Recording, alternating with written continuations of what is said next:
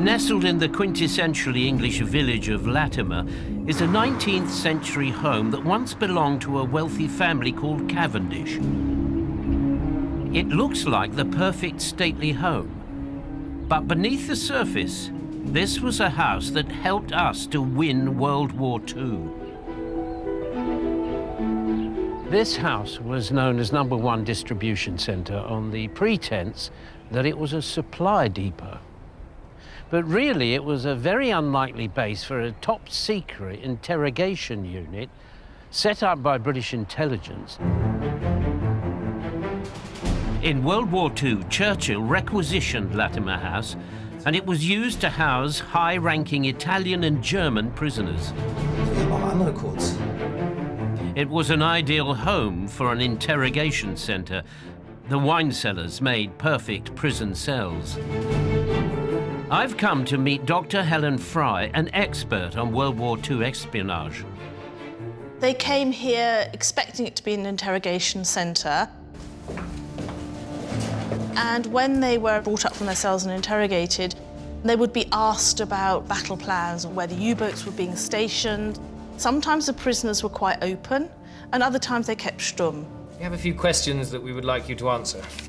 Mein Name ist Hermann Schulze, Leutnant 280867. I believe I'm right in saying you sunk 5 ships off the coast of West Island. Is that right?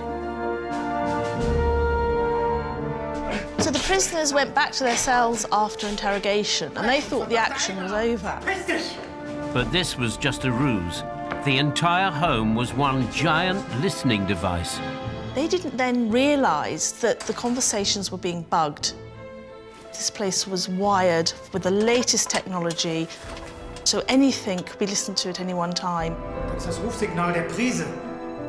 So, when they went back to the cells and they were relaxed, they thought that everything was okay, and that's where the most important information came out.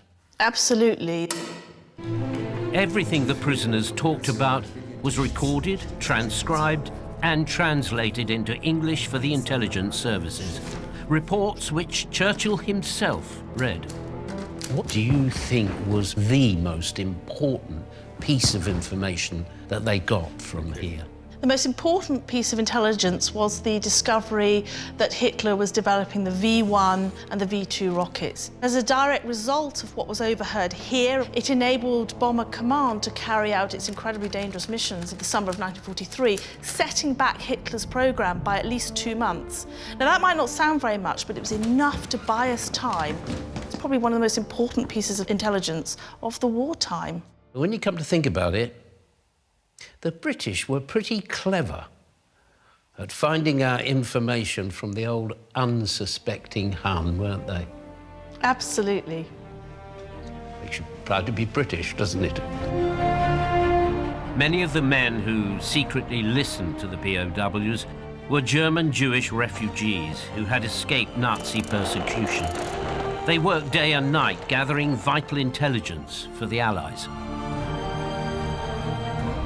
But having signed the Official Secrets Act, they have never told a soul about their important work until now. Well, lovely to meet you.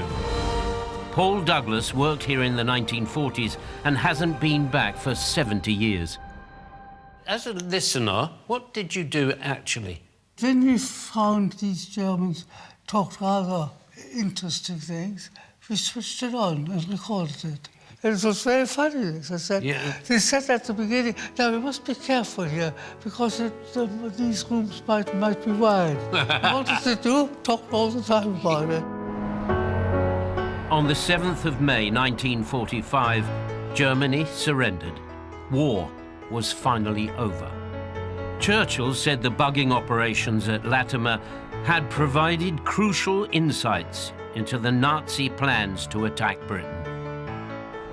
Latimer House is extraordinary.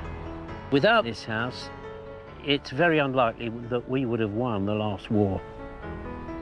And that affects me greatly, because that means that I probably wouldn't be here either. I don't think a lot of you would be.